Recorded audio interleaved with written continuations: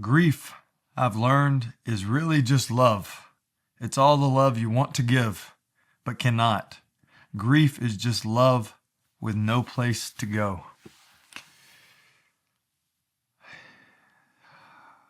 Last night at 9:30, I lost my best friend in the entire world.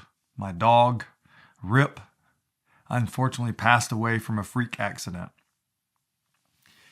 And I'm making this video today because I don't know what else to do. I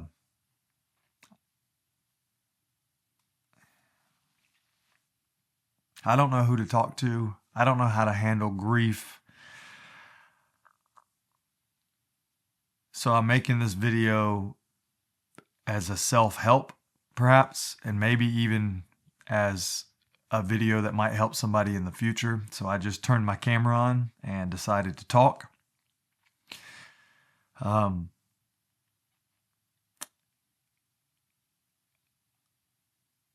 My entire life here at the Rebel Outpost has been built around Rip, and what an amazing dog he was. He was a better dog than I was an owner. He came from the animal shelter. I found him. I went to look for cats at an animal shelter, and the cats were kind of weird that day.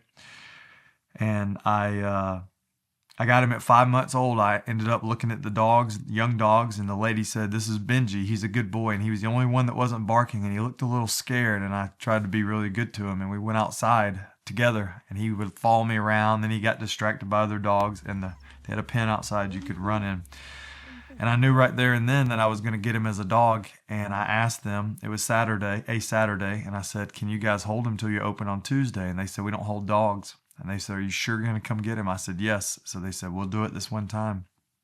That's how I acquired Rip. But yesterday evening, we were playing as we normally do. We were throwing the Frisbee. I throw it into the woods, and then I chop wood up on the hill, and the chickens roam free range so I can have free range eggs. And Rip comes screaming out of the woods, holding his arm up, and he's just rah, rah, rah. He's just as loud as I've ever heard. He runs straight to me, and his right leg is out and extended. And I said, "Man, he's broken his leg. This is the last thing I need. Goodness, I got to get him to the vet." And when he ran to me, I decided to check his leg and squeeze his leg, and it didn't seem to hurt him. And I was confused. And then I looked, and he had a tennis ball size mass on his upper chest right here. And I immediately thought he had been bit by a snake because of the swelling. I quickly got him down. I threw my axes in the woodshed. I got the chickens up, and within a few minutes, I had him in the truck, and we were on the way to the emergency vet office. We get to about a 30-minute drive. We get down there, and they were fairly helpful, nice. But the minute I walked in and sat down, and the other people in the waiting room with problems with their dogs bleeding out their bottoms and different things, they had great concern for Rip, and I didn't have a good feeling. The doctor came in and said, "David, I think he's torn something under here, like a vein or a vessel, and it's bleeding." He said, "That knot is full of blood." He said, "We're trying to get it stopped with a compression bandage." But he said, "David, I'm just an ER doc. You need somebody better." And I didn't know what to do, so I called my dad. Love my dad. He's a good dad. He loves animals. I said, "Do you know a vet?" He said, "No, he needs to go down to the University of Georgia emergency clinic." And he said, "But they only accept it if a doctor calls." I called the doctor in. I said, "Can you call this number at UGA and tell him what's going on?" He did. UGA said the dog needs to be here. Bring him. So they wrapped Rip up, put an IV on him, and then carried him to the truck, hung the IV on my armrest, and we zipped down to the emergency medical center.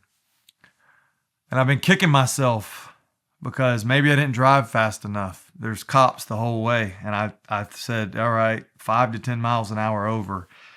Nobody informed me that this was a, life or death type situation. I knew he was hurt, But I kind of believed that they had stabilized his bleeding and that he would be okay. Nobody ever said get him, there ridiculously fast. And I've been kicking myself because maybe I should have driven 80 miles an hour. It was dark. It was night. Cops were everywhere pulling everybody over. I only drove 5 to 10 over the speed limit. And I'm kicking myself for that. When I got there, they rushed out to get Rip. And then they said, park your car. I pulled up front. They rushed to get Rip. They took him in. And then a girl comes running out as I'm pulling in my parking place. It scared me. And she said, do we have your permission to perform CPR? And I said, yes, but that doesn't sound good. Does he need it? She goes, no, we just need permission. And she takes off running. And it just didn't seem good. In a matter of minutes, I'm inside and the doctor's calling me in the room. And she said the dog she asked me what kind of condition he was in when I left the local place. And I said, he seemed fine. And she said, well, when you brought him in, he wasn't breathing.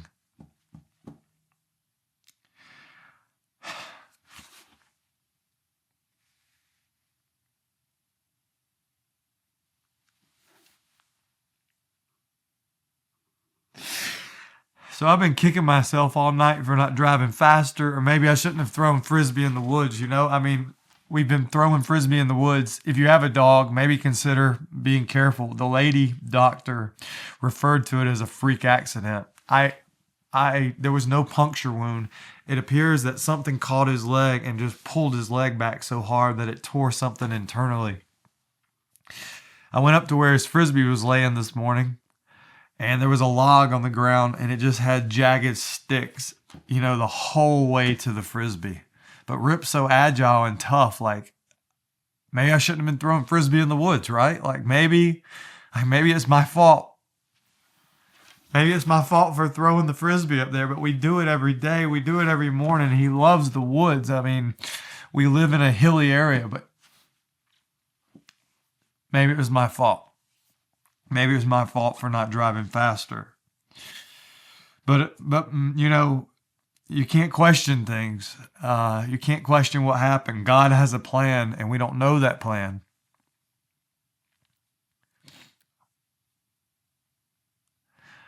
Rip has spent every single hour with me, except for maybe 5, where I left him on a rainy morning, or if he was acting lethargic, which was rare.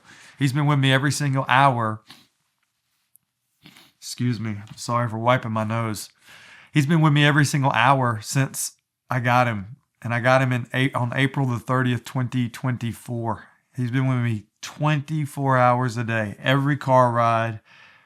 He went with me to get the farm truck. He went everywhere with me. No, I take that back. He didn't go with me to get the farm truck. I think I did leave him with a friend. No, he went with me. Yes, he did. He went everywhere.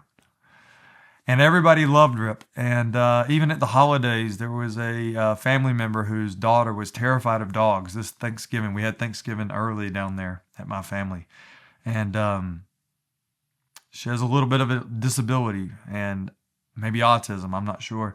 And she was so scared of the dog, but within an hour, she was kissing Rip on the back and petting him. And it gave her parents hope that she could, overcome other things. Rip helped my mom, and when she lost her dog, Rip kind of filled in for a while. And he helped so many people, right? And anybody out there who's watching this video at this point, losing a dog is not the equivalent of losing a mother or a daughter or a friend or a son, and I understand that, but Rip was my best friend, and if you've had a dog, you understand. And I used to not understand. I used to think it's an animal. What about the people? But I get it now. I get it. Dogs can't tell you that they're hurt. Rip came running to me. He came out of the woods screaming. I mean, so loud that the neighbors had to hear it 2 miles away. And I was wearing this jacket. I haven't showered. And he starts biting this jacket, but he didn't want to bite me hard. He just did like this, flea bites. And I just kind of held on to him, right? And I just said, hey, you're okay. What's wrong? I thought I was going to have to pull his leg into place or do something. I had no idea yesterday I was going to lose my dog. I had no idea I was going to lose my best friend. And I had no idea I would wake up this morning and think, what's the purpose of all this? What was I doing out here? I wasn't building it for a dog, but we were building it together, right? Like we were building this place together. And there are so many humans that live on their own, by themselves, young, old. I used to be one of them. But once you realize the love of something or someone, and that's gone, you have grief. And I want to read this again. Grief, I've learned, is just really love. It's all the love you want to give but cannot. Grief is just love with no place to go. I'm thankful for the love of my human family, and I'm thankful for the ability to put a video out like this to potentially help someone. I don't know if throwing the Frisbee in the woods is a good idea or a bad idea. Maybe it was bad and I didn't know it. The lady referred to this as the most unlucky freak accident she's ever seen. And this is a doctor at the University of Georgia that sees probably thousands of dogs and cats every year. Everybody I encountered was kind, helpful. The front desk lady, the doctor, the ER doctor in the first place said, David, I'm not qualified for this. Today is rainy. Today I'm a little lost and a little confused. I know if you're watching this video and you think, man, this guy's on here whining and crying over a dog, you can feel that way. I think it's good to be able to love things sincerely. I don't think animals should be above people. I still feel that way. But I understand why they're held in such high regard. Rip slept on the bed with me, rode in the truck, and went to the gym with me. He's gone. He's in the back of my truck right now that I can see out the window, and I have to bury him. And I will bury him on the hill where the sun rises early in the morning. I will put him up there where he can, hopefully watch over this property. And if anybody out there has grief, I'm less than 24 hours into my grief, but I just want to say to you, put one foot in front of the other and be thankful for the time you have. Have gratitude. Just remember that you have friends and family and neighbors and your health and different things. Just be grateful for what you do have. Don't focus on the loss, but it's okay to grieve, I don't know. How do I go on walks in the mornings? How do I go drive the truck? Every vehicle I have, which I'm thankful to have multiple vehicles, they all have a towel for Rip. I just ordered a Black Friday Gunner bowl in tan to match my bucket and my golf cart color so he could have an extra bowl and keep in the back. Like, what do I do now? I'm alone. He's gone.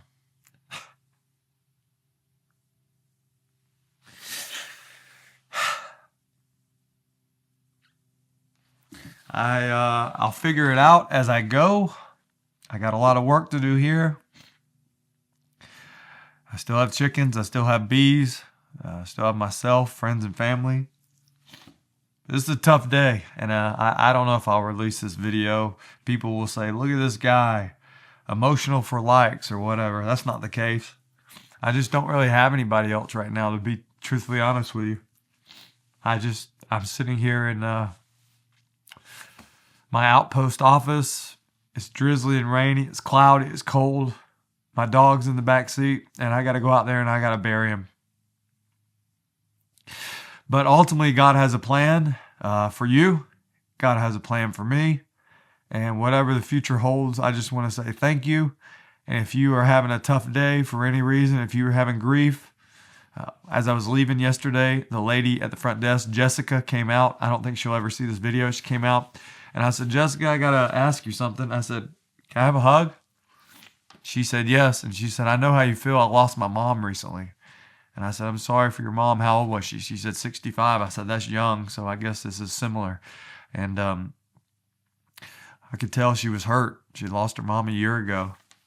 She gave me a hug and she really cared. And so having somebody that cares, you guys and girls, in this moment, if you're watching this video, you're there for me. You're all I've got. That's why I'm putting this video out. What's the alternative? To lay on the sofa and cry today? I probably will. I don't know what to do. If you've lost a pet, if you have a suggestion for me, please leave it in the comments. It means a lot. I don't have a big channel. I hoped it would grow more. I might give up on YouTube. Maybe I'll truck along. I don't know.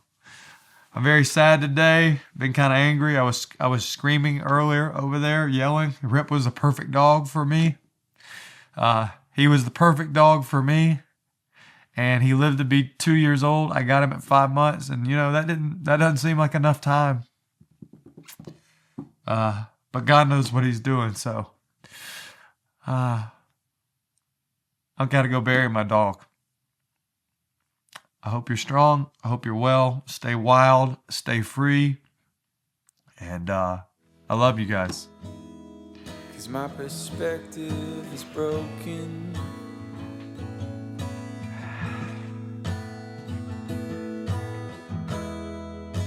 If suffering's a way to earn your keep,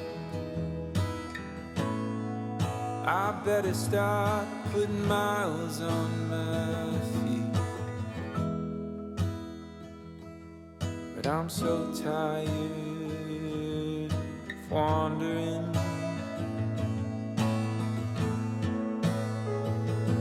Yeah,